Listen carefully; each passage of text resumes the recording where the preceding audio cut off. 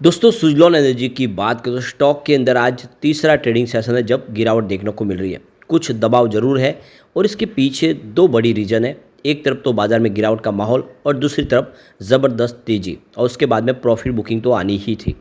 लेकिन इसके बीच में कुछ बड़ी अपडेट निकल के आ रही है जो इशारा करी है कि आने वाले समय में ज़बरदस्त तेज़ी फिर से सुज़लॉन के शेयर में आ सकती है। आज जो बड़ी डील हो रही है वो क्या इशारा करे, क्या बड़े फंड हाउस ने जम के बिकवाली शुरू कर दी है या फिर इस लेवल पे भी अभी भी खरीदारी हो रही है जिससे हमें रणनीति बनाने में आसानी होगी कि क्या करना चाहिए हमें, क्योंकि आखिर बड़े फंड हाउस के दम पे ही स्टॉक में प्राइस बढ़ती है या फिर प्राइस गिरती है और इसीलिए वो बड़ी डील हमें जाननी जरूरी होती है। इसके अलावा अगर आप देखें तो सुज़लॉन फंडामेंटली मजबूत कंपनी कितनी है और क्या इस लेवल पे भी खरीदारी की जा सकती है, क्योंकि ये स्टॉक कोविड काल में 1 रुपये के आसपास था और इस समय 80 रुपये तक पहुंच चुका है। क्या महंगा है, जानने की कोशिश करेंगे इस वीडियो के माध्यम से। लेकिन फ्रेंड उससे पहले अगर आप पहली बार हमारे चैनल पे आए तो चैनल को सब्सक्राइब कर दीजिए, एक बेल आइकॉन दबा दीजिए ताकि जब भी नया वीडियो बने पहला नोटिफिकेशन आपको मिले। वीडियो पसंद आए तो लाइक से जरूर कीजिए। चलो फ्रेंड्स वीडियो स्टार्ट करते हैं। मैं हूँ आपका दोस्त SB दवे और हमारे अपने चैनल ऑनलाइन कमाई में आपका बहुत बहुत स्वागत है। तो अभी बाजार क्लोज होने में 10-15 मिनट बाकी है। निफ्टी एनर्जी की अगर हम बात करें तो 43,313 के स्तर पर है जहाँ पे 277 पॉइंट की बड़ी गिरावट देखने को मिल रही है, यानी 0.64% डाउन है निफ्टी एनर्जी और इसका असर सुज़लॉन में देखने को मिल रहा है। तो स्टॉक की शुरुआत तो पॉजिटिव हुई 79.23 पर, क्लोजिंग थी कल की 78.85 के आसपास। इंट्राडे में 79.59 का हाई बन गया लेकिन ऊपर के लेवल से आ गई प्रॉफिट बुकिंग और इस वजह से 77.30 का इसने लो बनाया। इस समय स्टॉक निचले लेवल के आसपास ही है, 77.57 के आसपास ट्रेड कर रहा है। 1.62% की गिरावट है। गिरावट थोड़ी और भी बढ़ सकती है और ये क्लियरली देख दो कि इसकी काफ़ी कम समय ज़बरदस्त इसने तेज़ी बनाई थी। जो स्टॉक देख सकते हो कि 6 अगस्त को 66 के आसपास था, वहाँ से जो इसने 66 से दौड़ना शुरू किया था 6 अगस्त को, वो स्टॉक देख सकते हो कि 13 अगस्त को 84 तक चला गया था। तो काफ़ी ज़बरदस्त इसने तेज़ी बताई थी और 5 ट्रेडिंग सेशन में ज़बरदस्त रिटर्न के बाद इसमें फिर प्रॉफिट बुकिंग आई थी 14 अगस्त को।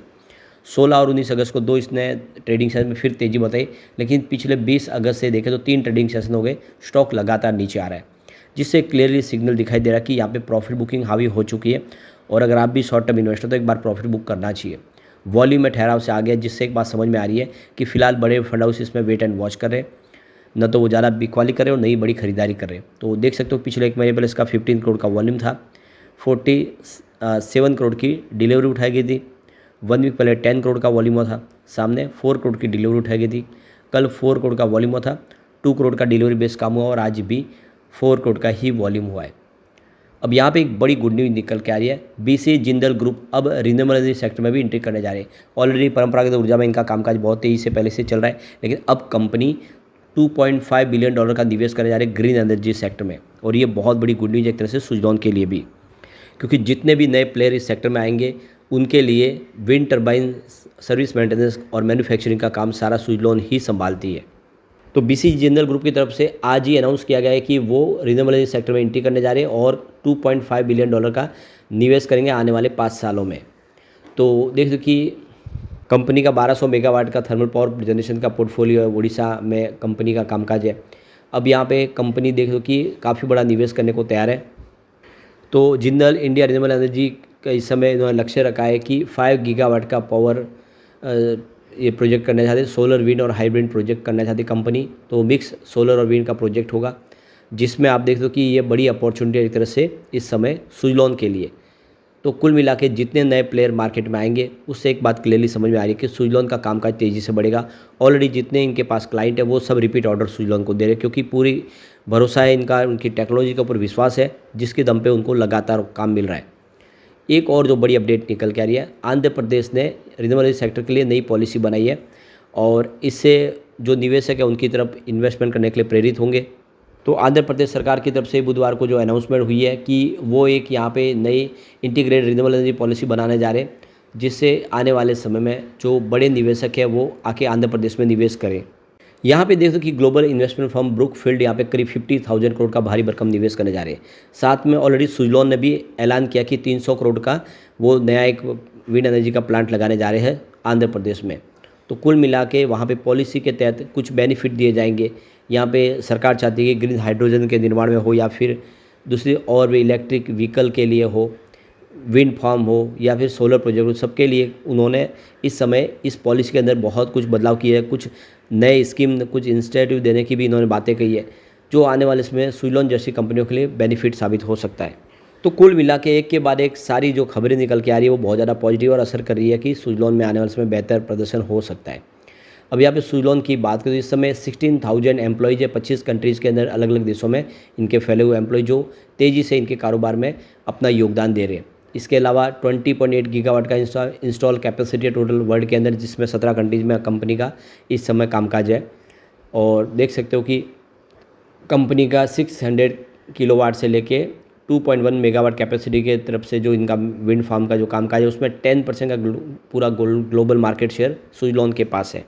इंडिया की ही बात करें तो इस समय देख दो कि 111 प्लस विंड फार्म है कंपनी के, इंस्टॉल कैपेसिटी 14,820 मेगावाट की है और 32 मार्केट शेयर है सुज़लोन का अकेले का इंडिया में। तो ग्लोबल लेवल पे 10% का मार्केट शेयर है सुज़लोन का और पूरे इंडिया के अंदर 32% का मार्केट शेयर सुज़लोन के पास है, जिससे आप क्लियरली समझ सकते हो कि कंपनी तेज़ी से अपने कारोबार में आगे बढ़ रही है। विंड सोलर हाइब्रिड प्रोजेक्ट भी कंपनी अभी ऑफर कर रही है और काफ़ी तेज़ी से इनका कारोबार बढ़ रहा है।